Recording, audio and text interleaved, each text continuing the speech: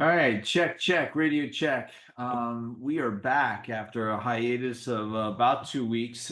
Before we get started, good to see a lot of you familiar faces on the call. So thank you for taking time out of your day, hopping on the call.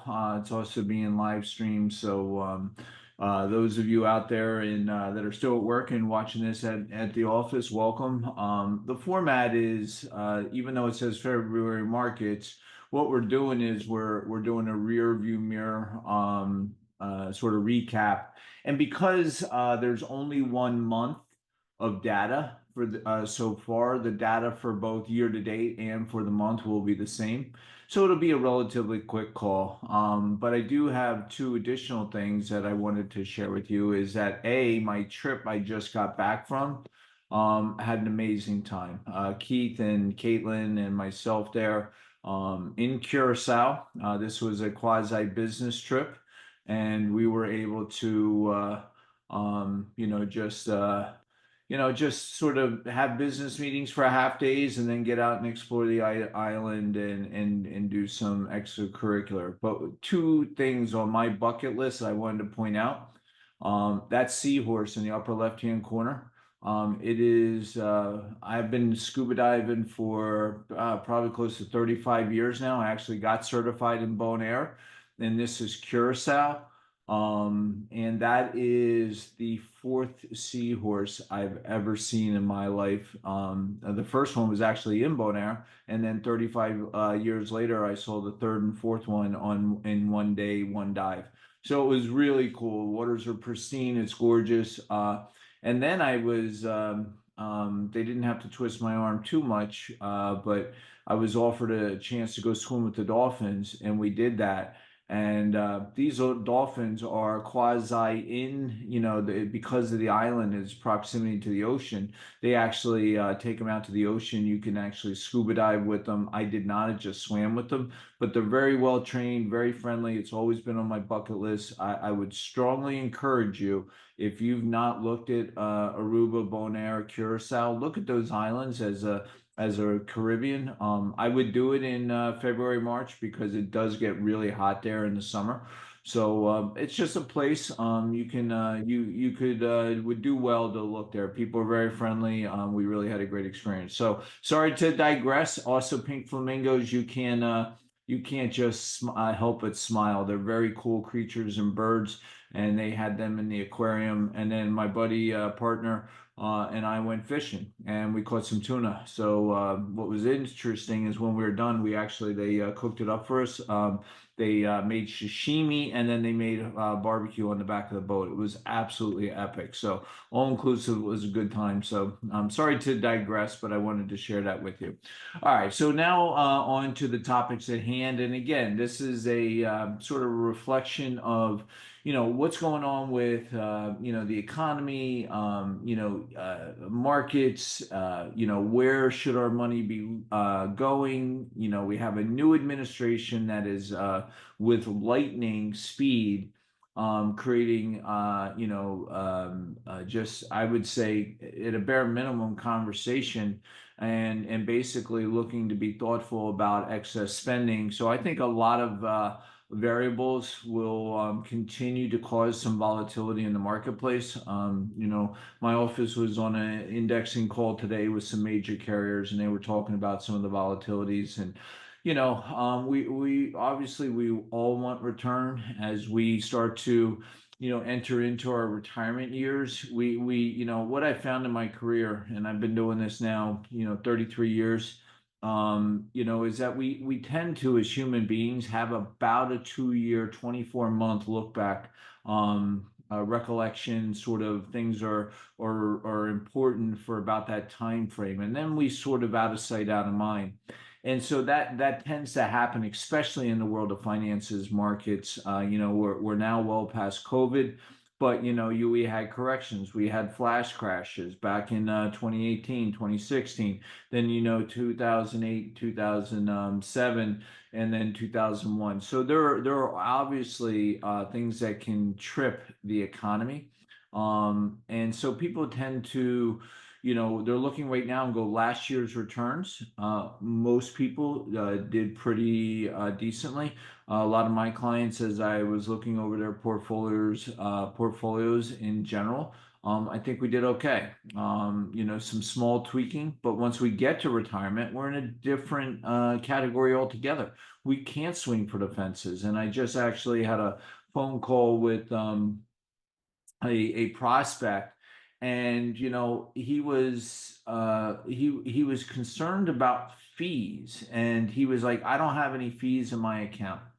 I said, that's not true. So when I pulled the deep dive analysis on it, it was actually his fees were equal to. But as a fiduciary, I must disclose them. But when he called the 401k plan administrator, they said, oh, there's no fees in here.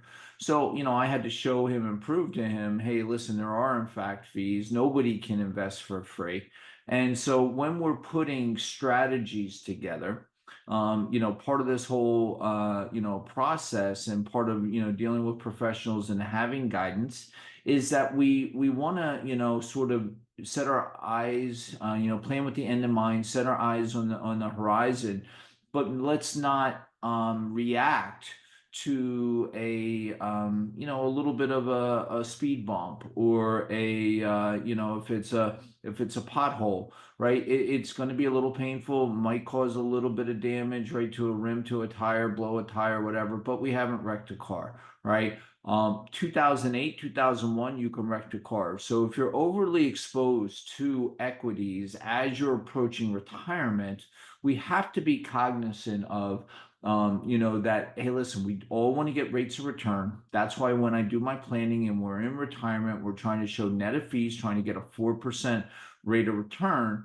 If you're still working, or you have the stomach for it and want to start to expand and say, hey, I want to be in equities, then I show worst case scenario in the modeling. I'm trying to show a 6% rate of return, and that is achievable. But I just always caution, remember, the talking heads, the people on the news, they have to create content constantly, and that's either going to revolve around two topics: fear or greed. So as you're listening to, CNBC, you're talking heads, looking at the next hot stock, and NVIDIA is a perfect example, right? Just last year, NVIDIA was, everybody was talking about it, and they've gotten their clocks cleaned lately. And so, you can't time the markets. We don't want to have all our eggs in one basket, and we want to make sure that, we want to be strategic in our planning. So what is the purpose of where we're trying to go? What is the goal? And all these factors are things that we take into consideration to fit your specific goals and desires. So as much as you would like to say, hey, this is just like baking a cake, it's easy. Unfortunately, if you take it out too soon, the cake falls flat. You leave it in too long, it gets burnt, right? There's no perfect answer. There's a lot to choose from, but we just want to make sure that we're thoughtful, because as we enter retirement, and you'll start to hear us talking about more and more of this year, we have to have some plans in place. That, what if things go wrong? What if things don't go to according to a plan?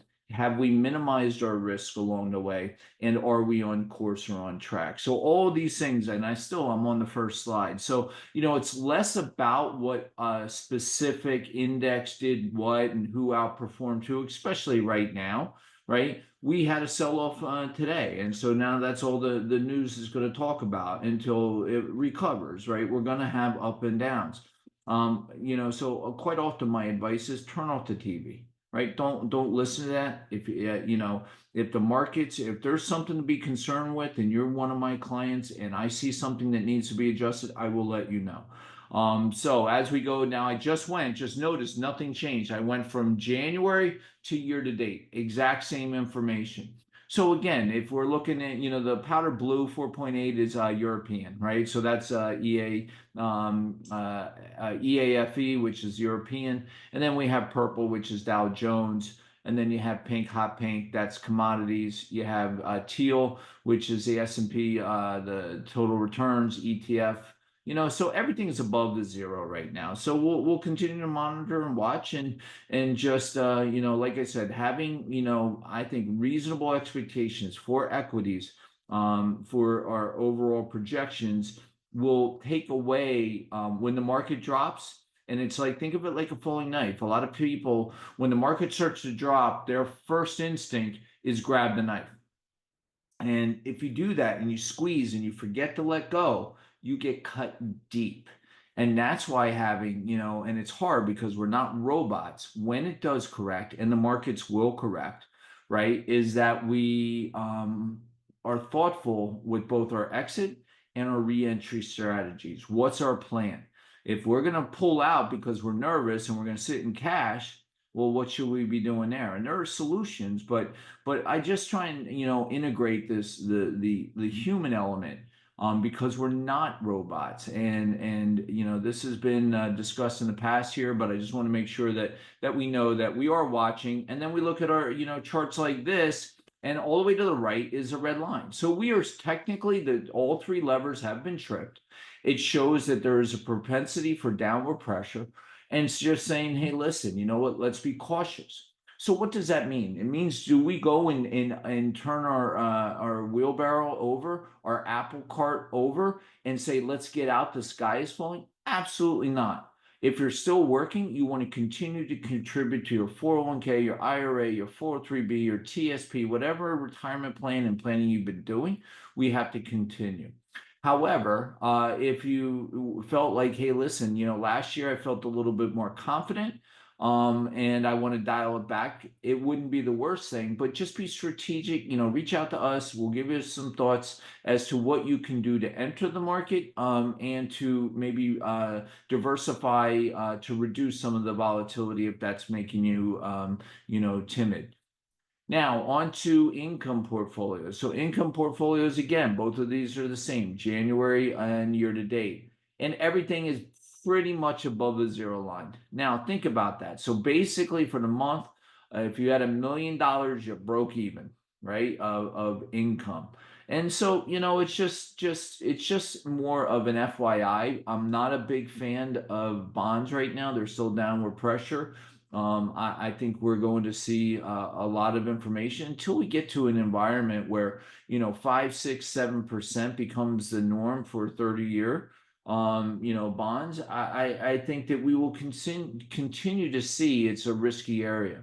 There are strategies, especially with retirees, right? When you're getting to that point, and I'm not afraid to use the word, I use bond alternatives, things that allow us not to have this exposure, that sort of that theory of 60-40 portfolios, 60% equities, 40% bonds, or 50-50, 50 equity, 50 bonds, and you'll be okay. There's problems with that theory, right? Because bonds and stocks have started to act over the last, probably decade differently, right? They're becoming very correlated, and not uncorrelated like used to be deemed the norm. So what does that mean? It just means that normally if bonds would go up, stocks would go down. So they were sort of a place to go to in the event equities have pressure. And then vice versa. If equities were up, bonds were under pressure, so you would be in the equities. What we're starting to see, and a lot of the data has shown, is that they both fall under pressure, and that to me is problematic for a retiree as they approach retirement.